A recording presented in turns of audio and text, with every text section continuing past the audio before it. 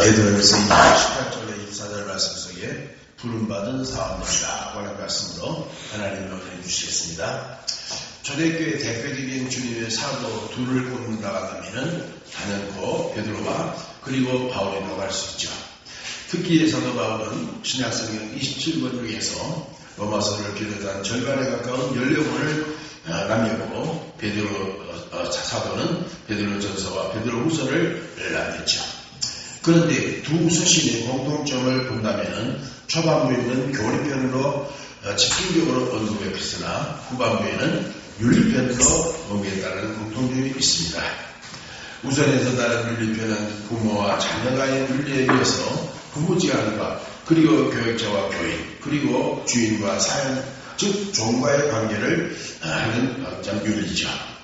오늘 본문은 베드로 사도의 입을 통해서 하나님은 주인과 종과의 윤리를 강조하고 있습니다. 본문 18절에 보니까 사원들아라고 언급하면서 사원 즉 종들이 주인에 대한 윤리를 언급하고 있죠. 한마디로서 성경이 우리에게 강조한 내용은 부모는 부모되어야 하고 자녀는 자녀되어야 하며 또 남편은 남편되어야 되고 아내는 아내되어야 되며 교역자는 교역자되어야 되고 교인은 바로 교인되어야 되며 더군다나 주인은 주인되어야 되고 사원 즉 종은 사원되어야 된다는 것이죠. 그런데 이런 바로 사람이 살아간다고 지내면 절대적으로 주님이 돌보심이 있어야 한다는 것이죠. 사실 예수님은 생전에 직업이 목수, 카펜터이겠습니까? 목수라는 의미는 특별한 것인데요. 이 직업에 종사하는 자들은 거칠고 다듬지 않는 그런 통나무를 베고 자르고 또 대패질하고 잘 다듬어서 섬세한 제품으로 만드는 이와 같은 직종을 목수라 이렇게 말하죠. 그러니까 예수님은 거칠고 다듬어지지 않았던 죄와 허물로 죽은 저와 여러분을 자르고 베고 또 대패질하고 다듬어서 하나님의 영광스러운 바로 집의 인자들을 만들어내시는 영적 목수가 바로 예수님이라는 것이죠. 그 결과 사람다워지는 바로 인생으로 재탄생시키시는 분이시며 이를 위하여 우리는 부르심을 받았다는 것입니다. 그래서 보면 21절에 보니까 이를 위하여 너희가 부르심을 입었으니 그리스도는 너희를 위하여 고난을 받으사 너희에게 본을 끼치고 다짐을 떠나오게 하여 하셨느니라 했죠.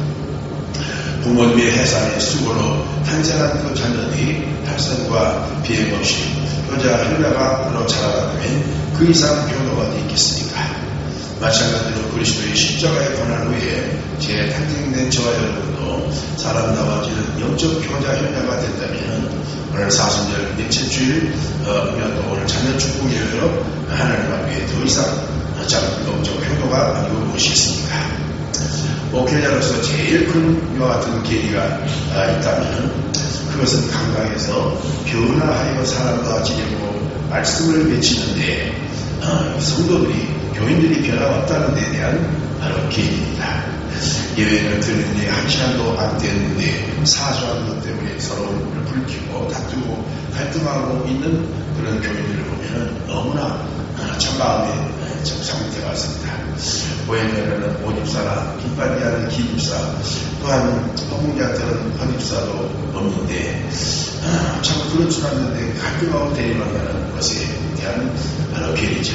그런데 분명한 것은 변화하여 사람다워져야 부활의 영광이 우리에게 부여된다는 것이죠. 그래서 본문 25절의 결론적인 말씀으로 너희가 전에는 양과 같이 길을 잃었더니 이제는 너희 영혼의 목자와 감독되신 얘기로 돌아가느니라 하고 부활을 약속하시지 않습니까? 그래서 오늘 본문을 중심해서 상황 쪽에서 몇 가지를 상고해 보도록 하겠습니다. 첫째, 상황의 본질적인 윤리에 대해서 먼저 생각합니다. 본문 18절은 사원이나 검사에 투명하고 주인들에게 순복하되 선하고 관용하는 자들에게만 아니라 또한 까다로운 자들에게도 그렇게 하라 했죠. 기독교학적 측면에서 말씀이 육신에서 오신 예수님이 이 땅에 세 가지 중요한 사건을 통해서 하나님의 강권적인 역사가 있었습니다. 첫째는 예수님이 이 땅에 오셔서 복음을 효과적으로 전하기 위해서는 우선적으로 언어, 즉 말이 통일되어야 되는데 하나님께서 사용하신 자가 당시 헬라어 알렉산드리아 대대입니다. 그런 전 세계에 현재 공동 언어가 영어이듯이 당시 헬라어로 전 세계 통용으로 통합시킨 것입니다. 그래서 신약선 전서가 대부분이 바로 헬라어로 기록되었다는 것을 이를 입증하고 있죠. 다음으로 하나님께서 사용하신 나라가 유대 종교인데요. 이 말라기라는 구약의 마지막 선지자 이후로 약 400년 동안 하나님의 말씀이 예언해줄 선자가 나타나지 않았기 때문에 유대인들은 영적으로 매우 목말랐는데 당시 해성처럼 그리스도께서 유대 갈릴리의 중심으로 12제자들과 함께 등장하고 하나님의 임재를 그들은 친히 경험했던 것이죠. 세 번째로 오늘 본문을 설명한 절정적인 증거라는 것은 로마 제국을 하나님이 사용하셔서 초림하실 그리스도를 예배하셨다는 것이죠. 로마 제국을 사용하신 무기는 복음을 증거하기 위해서는 앞서 말했던 언어의 통일도 필요하고 또 영적 관광도 필수이지만 더 중요한 것이 평화가 도래된다는 것이죠. 현재 이와 같이 코로나 사태로 말미암아 전 세계뿐만 아니라 또한 우리나라도 직격탄을 맞고 있는 상황에서는 복음이 효과적으로 전파될 수가 없습니다. 오히려 그 직접적인 피해가 이 교회가 그 진원지라고 하는 측면에서 오히려 교회는 무자비한 그런 이와 같은 만여 상황격에 그런 피해를 당하고 있는 상황이죠. 이런 상황에서는 복음이 효과적으로 전파될 수가 없고 하나님의 영광이 나타날 수 없다는 측면에서 당시 이 로마라는 나라는 천년 동안의 평화가 이루어졌다는 측면에서 복음이 효과적으로 전파될 수가 있었던 것이죠. 그런데 다니엘이 예언했던 바로 동일하게 걷는 헬라가 무너지고 이제 천일하게 걷는 로마 제국이 천년 동안 전 세계 평화를 바로 지배했지 않습니까? 사실 전쟁 중에는 절대적으로 복음이 효율적으로 증거될 수가 없고요. 오직 평화 시대에만 가능한데 하나님은 로마 제국을 통해서 사도들의 복음을 효과적으로 바로 증거하고 또 예수님도 마찬가지로 그 사명을 감당할 수 있도록 전 세계에 도로망을 거민처럼 연결시키는 대역사를 하셨다는 것입니다.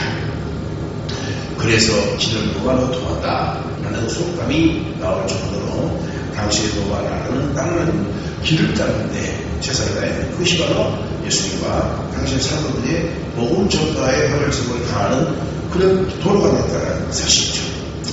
당시 로마는 지금 구라파를 물려주거나 사랑하시어 그 강력한 것 같은 제국을 형성했는데 역사가들의 견해에 의하면 당시 로마의 인구는 1억 명이었다고 합니다.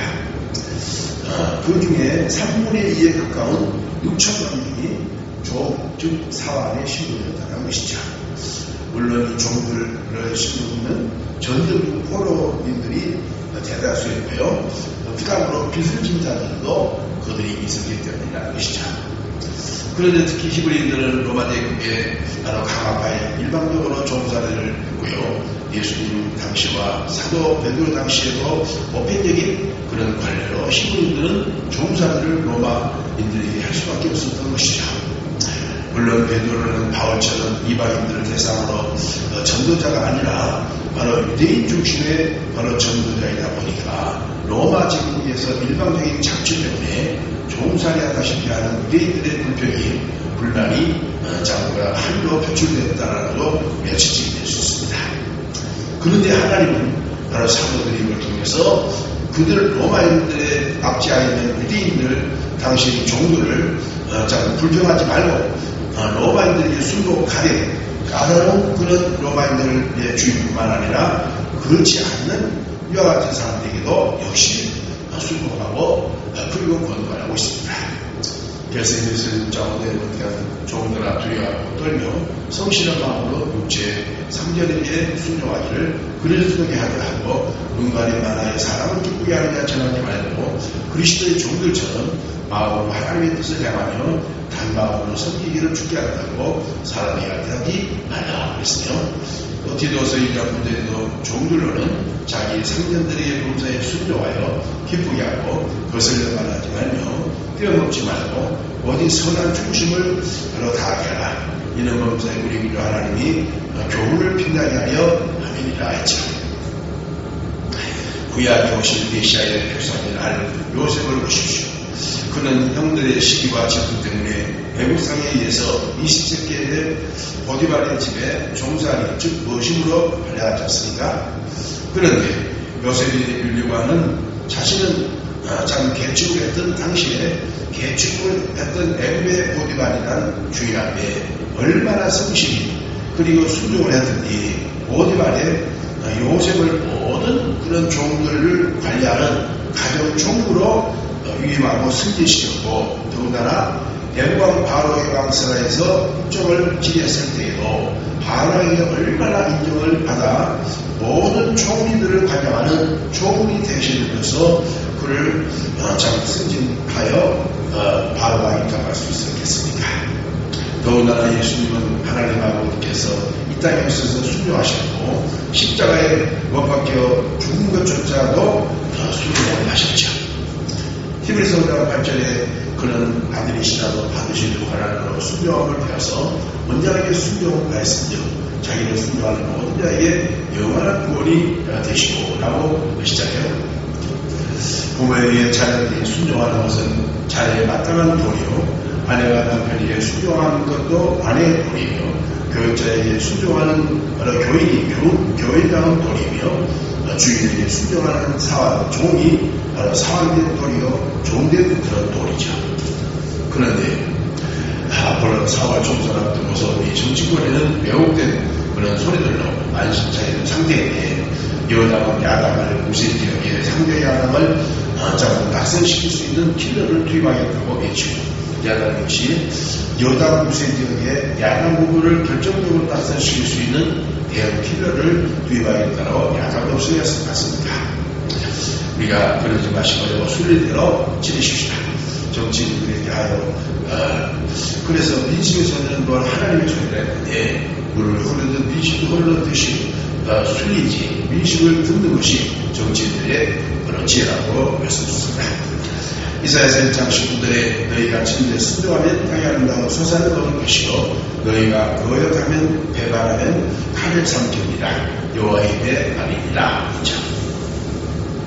둘째, 그리스도의 관점에서 본 고난의 척도에 관해서 생각해 봅니다.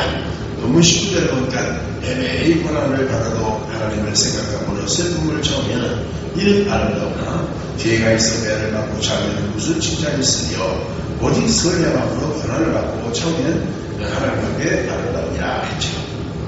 예수님은 이 땅에 오셔서 바로 40일 하나 가만 선언할 때 사형수들이 받는 매를 몸소 마시고 또 물론 본디오 빌라도 성중에서 죄도 없으신 하나님이시여 전능하신 창조주셨음에 불구하고 당시 사형수들이 십자가에 달려 죽는 자신의 이와 같은 120분이나 되는 무거운 그 십자가를 손수 짊어지시고 그 험한 골고다 언덕에 올라가서 양손과 양발에 대못을 박으시고 십자가에 달려 6시간의 사경을 헤매시는 고통을 겪으셨는데 로마의 군병들은 예수님을 확인 사살로 창을 던져 옆구리에 피를 쏟게 하여 심장이 파열되게 하면서 물과 피를 다 모조리 쏟으셨다고 하며 운명하셨다고 증언하고 있죠.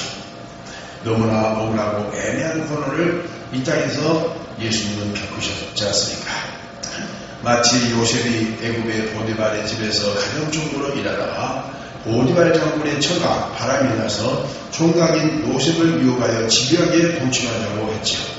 그러나 요셉이 거절하자 사람이 증오로 변호하여 그의 남편에게 고자질을 하여 요셉에게 성추행을 당했다고 매도함으로써 졸지에 죄 없는 총각 요셉이 감옥살이를 억울하게 해야만 했듯이 죄 없으신 예수님 역시 그런 요하던 일방적인 매도로 이렇게 불이익을 당할 수밖에 없었던 것이죠. 사실 예수님은 죄 없는 의인이시고 하나님이시지 않습니까? 그는 법리학적인 측면에서 예수님을 재판했던 로마의 총독 본디오 빌라도가 친히 재판을 하고 난 다음에 손을 씻었는데 당시의 관례상 판사가 손을 씻는 것은 그 피고인에 대한 죄가 없다는 무죄성을 증명하는 것이죠. 그런데 유대인들의 성화 때문에 바로 자신의 정치적 입지가 말살당할 위기에 장면을 느낀 나머지 구제하신 예수님을 여러 재판을 시켜서 죄 없는 예수님을 사형시켜 언도를 내렸던 것이죠. 더군다나 본디오 빌라도에게는 모진 아내가 있었지 않았습니까? 그래서 예수님을 최종 판결하기 전날 밤 그 아내에게 꿈에 현몽을 내렸습니다. 그 내용은 예수님께 그런 무지한 분이니 무리한 재판하지 말 것을 충고받았음에도 불구하고 이 본디오 빌라도는 아내의 충고를 묵살하고 간 것이죠. 히브리서 4장 15절에 우리에게는 대제사장 우리의 연약함을 체험하지 않는 자가 아니요 모든 일에 우리가 한결같이 시험을 받는 자로되 죄는 없으십니다. 라고 히브리자를 통해서 예수님의 무죄성을 입증하셨습니다. 이처럼 죄가 없었던 예수님도 애매하고 억울하게 온갖 고난을 이 땅에서 당하셨던 것처럼 그리스도의 피로 구속된 하나님의 사람들에게도 애매한 고난을 겪을 수 있다는 것이죠. 먼저 믿음의 족장들이 일컫는 아브라함, 이삭, 야곱 그리고 다윗이 애매한 고난을 바로 겪으셨고요. 또 이사야나 에레미야 그리고 모세나 다니엘 이 고난을 겪으셨고요. 또 사도들의 대표를 걷는 베드로와 그리고 바울, 요한 그리고 야고보 사도가 역시 애매한 고난을 겪으셨고요. 일제 때에 신사참배를 거절했던 이유 때문에 주기철 목사님도 역시 애매한 그런 고난을 겪으셨지 않습니까? 주전 7세기경 시부리의 세 청년 사드락과 메삭과 아벤누고는 느부갓네살의 신상 제각식 때 절을 담지 않는다는 이유로 풀무불에 던짐을 다했고요. 또 선지자 다니엘 역시 하나님께 하고 3번씩 기도했다는 이유 때문에 굶주린 사자굴에 던짐을 당하는 그런 애매한 고난을 그의 이와 같은 고자질을 했던 사람들에 의해서 겪었고요. 또 모사꾼 하만의 계기로 모르드게를 비롯한 전 유대인들이 파사의 아수르 왕에 의해서 몰살당할 위기에 맞이했던 그런 핍박도 겪었습니다. 더군다나 베드로 사도 당시 본문에 유대를 지배한 로마의 바로 황제들은 집요하게 교회를 박했죠. 특히 주전 1세기 때 로마 황제 네로라는 폭군은 바로 자신이 시를 쓴다는 핑계로 로마시를 굴지른 후에 그의 책임을 기독교인들에게 뒤집어 씌워 수많은 성도들이 바로 죽음과 불이익을 당했고 또 성찬에 떡과 피를 마신다고 오해를 해서 기독교인들을 식인종들이나 사람을 잡아 죽이는 먹는 이와 같은 야만족이라 해서 일반적으로 매듭을 당하게 됐습니다. 오늘날도 전 세계 도처에 선교하고 있는 선교사들의 증언에 의하면 이란이나 이라크 그리고 이집트, 서남아시아의 이슬람 국가와 에티오피아, 수단, 콩고 등 아프리카의 오지에서 선교하고 있는 선교사들과 미얀마, 인도네시아, 또 인도 같은 타종교권의 나라에 있는 기독교인들이 정치적, 물리적 탄압을 당하고 고통을 당하고 있다고 하는 것을 우리 언론을 통해서 참 보지 않습니까? 특히 우리 주변의 불교 가정과 불교권 이와 같은 가정, 또 유교권 가정에서 부름받은 기독교인들이 예수님의 이름 때문에 불이익을 당하고 핍박을 애매히 당하는 바로 경우도 많지 않습니까? 제사날 조상 이와 같은 차례상에다가 절하지 않는다는 이와 같은 이유를 들어서 불효박심한 자라고 매료를 하는 이와 같은 경우도 우리 주에 많이 있지 않습니까? 디모데후서 3장 12절에 무릇 경건하게 그리스도의 삶을 사는 자는 핍박을 받으리라 했고요. 마태복음 5장 10절에 온전한 의를 위하여 핍박을 받는 자는 복이 나니 천국이 너희 것이라. 나를 인하여 너희를 욕하고 핍박하고 거짓으로 너희를 것을 모두 악한 나갈 때에는 너희 복이 나니 기뻐하고 즐거워하라. 하늘에서 너희 상의 품이라 너희 전에 있던 선지자들을 이같이 비판하느니라 라고 예수님이 산상수훈에서 제자들에게 가르치지 않습니까? 불신자들에게 시기와서 식구들에게 예수쟁이라며 서름을 느끼기도 하고요. 또 식구들을 보호하시키려는 가정이라 애매히 바로 참 견디며 참으라는 것이죠. 불신회사에서 취득해서 불신회사 상사나 그런 직원들에게 예수님이라며 매도당해도 그 과정이 회사를 공부시키려는 하나님의 경륜적 섭리를 있다는 걸 깨닫고 오히려 핍박을 당해도 기뻐하고 즐거워하는 말이죠. 예수님은 이 땅에서 온갖 핍박과 억울한 일을 당해서도 불구하고 하나님이 기뻐하시는 처신을 했기 때문에 우리의 적으로 승리했고 저와 여러분에게도 고난에 대처하는 지혜를 터득하라고 우리에게 주고하지 않습니까? 요한복음 8장 29절에 나를 보내신 여자와 함께 하시도다. 내가 항상 그의 기뻐하시는 향으로 나를 혼자 두지 아니하셨도다 라고 주님이 친히 제자들에게 증언하잖아요. 셋째는 부름받은 사람들에게 올바른 그런 고난에 대처하는 마음가짐에 관해서 생각해 보겠습니다. 본문 22절에서부터 24절까지 네 가지의 결정적인 대처 방법에 관해서 구체적으로 말씀하셨는데 그 첫째가 무엇이나요? 오늘 본문 22절에 보면 저는 죄를 범치 아니하시고 라고 했듯이 고난과 핍박을 당할 때 죄를 범치 않았다는 주님의 여 같은 가르침이죠. 연단받지 않는 예수님의 제자들도 초창기는 예수님의 보장에서 죄를 범하는 실수를 연발했잖아요.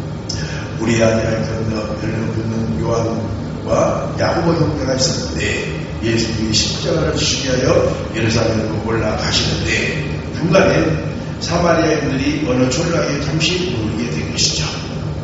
그때 그 사마리아 사람들이 의도적으로 예수님과 그의 제자들을 배척하고 받아들이지 않았죠.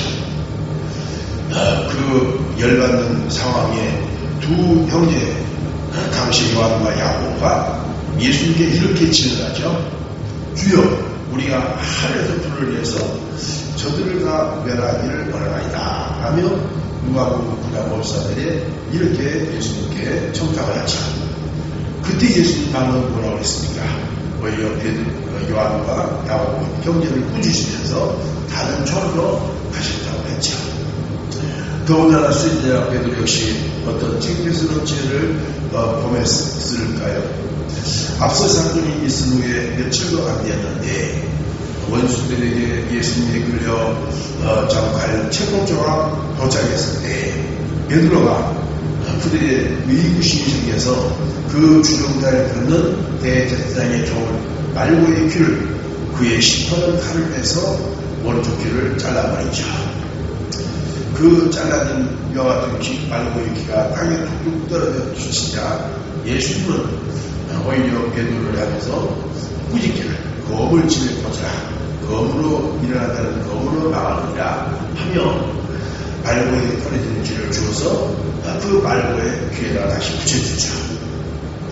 그런데 예수 그리스도는 이보다도 더 큰 사건의 소용돌이 속에 비록 시달렸음을 불구하고 십자가를 지고 가실 때에 뿐만 아니라 범비로 중독의 뼈같은 재판 앞에서나 또 십자가에 못 박혀 죽었던 순간까지도 죄를 범치 않는 바로 어린 양 같은 모습으로 대처하죠.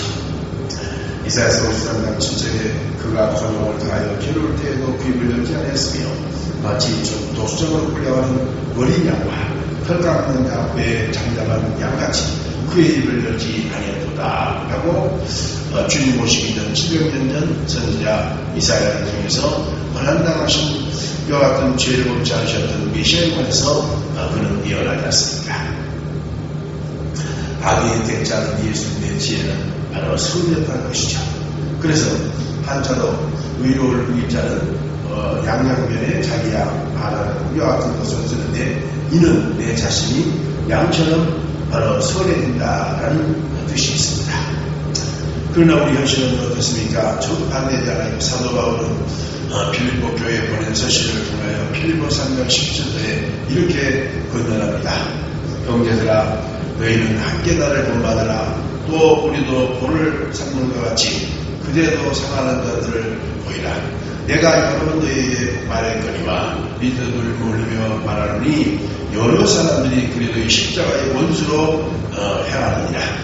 저희의 마침은 멸망이요 저희의 신은 배요 그의 영광은 저희의 부끄러움이 있고 땅의 일을 생각하는 자라.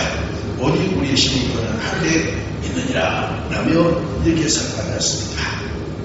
소지자 베드로가 성령 충만을 받아 젊어서는 뒤를 띠고 동산하고 다니며 성령 충만한 복을 바로 전하며 하늘께 영광을 돌렸지 않습니까? 사도행전 1장 28장까지를 크게 두 분류를 나누면 첫째 우리는 1장에서부터 12장까지가 베드로 요하던 복음 전파를 실상을 기술했고요. 또 13장에서부터 28장까지는 제2의 분류로서 바울의 요하던 복음 전파를 당시 누가 의사가 기록했는데 참으로 베드로의 행전인 사도행전 1장에서부터 12장은 바로 화려하였습니다. 그런데 베드로는 말년에 교와 로마의 10대 황제 때에 원수들에 의해서 베드로당에 그를 죽이기 위해 공착하자 그 위기를 바로 극복해 보려고 십자가를 버리고 로마시를 바로 탈출해 도망가지 않습니까?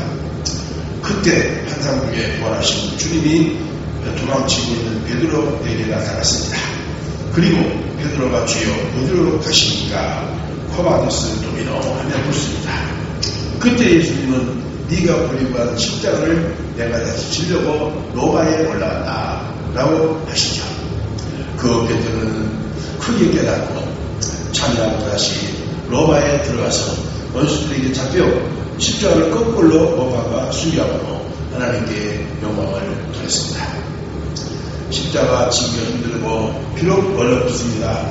그리고 가정의 십자가, 교회의 십자가, 또 직장의 십자가를 지고 전쟁을 향해 우리가 비록 어렵지만 가야 된다는 교훈입니다.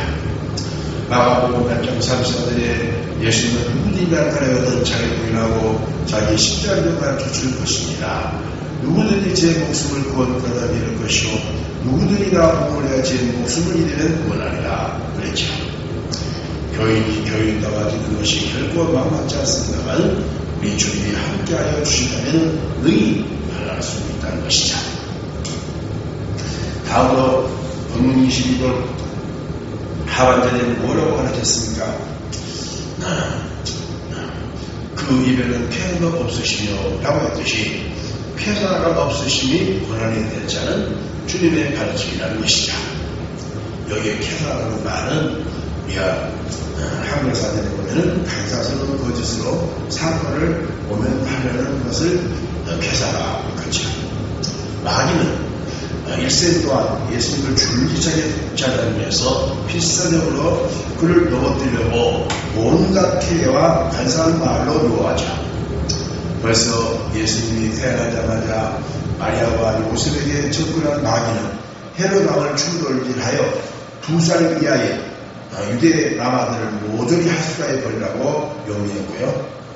또 30살의 나이에 공생에 들어가시기 위하여 유대 광야에서 40일 동안 금식 중에 마귀는 3번이나 집요하게 유혹하며 예수님을 시험했고요. 더군다나 십자가에 달려 죽기 직전에 사탄은 결정적으로 십자가에 달려 죽을 필요가 없다며 예수님을 유혹하죠. 그 결과 예수님도 이 사탄의 유혹에 필사적으로 대처하여 겟세마네 동산에 올라가 십자가에 달려 돌아가기 하루 전에 눈물과 땀과 피를 쏟으며 기도를 하셨죠. 그 정황을 누가복음 2장 40절의 의사 누가는 이렇게 증언합니다. 가라사대 아버지여 만약 아버지 뜻이라면 이 장면에서 멈추셨어서 그러나 내 원대로 마시고 아버지 원대로 되시기를 원하나이다 하시니 사자 하늘로부터 예수님께 나타나 심을 놓더라 라고 증언하죠.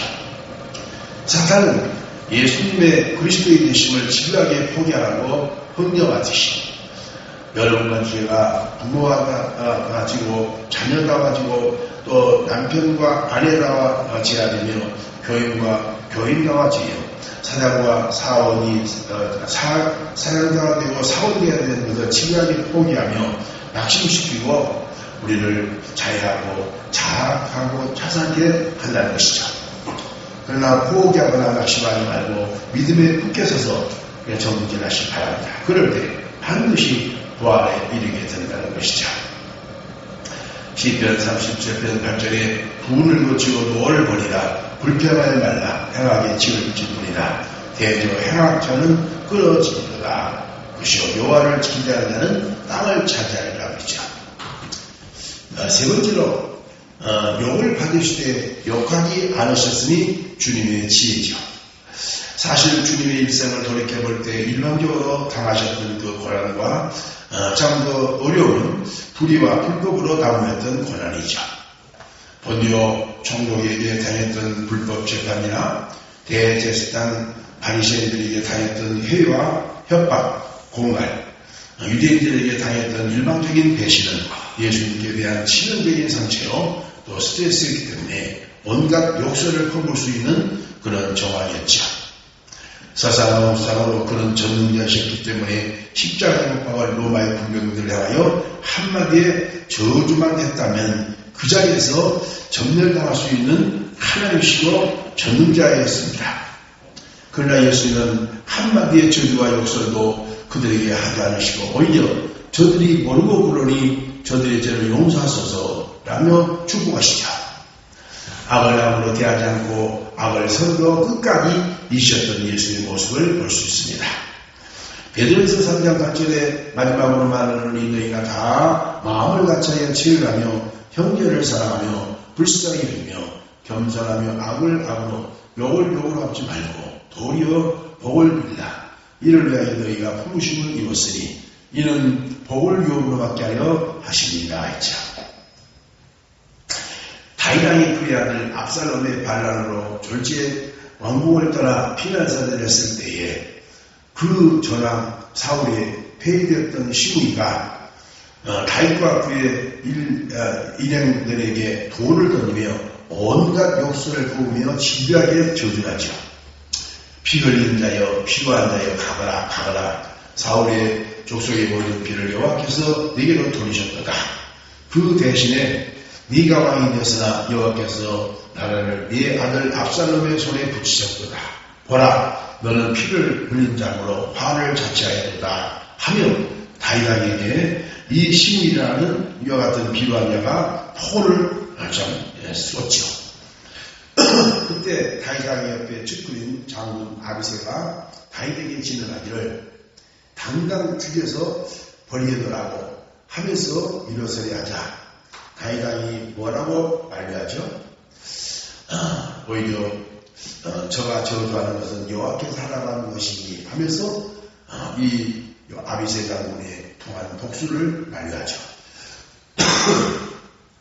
주님의 마음을 닮았던 바로 다윗왕장이 가면 용서받은 시므이는 개와 천선하지 않고 바로 다윗의 아들 솔로몬 왕의 자비에도 불구하고 결국 나중에는 처형당한 그런 비극을 장담하죠.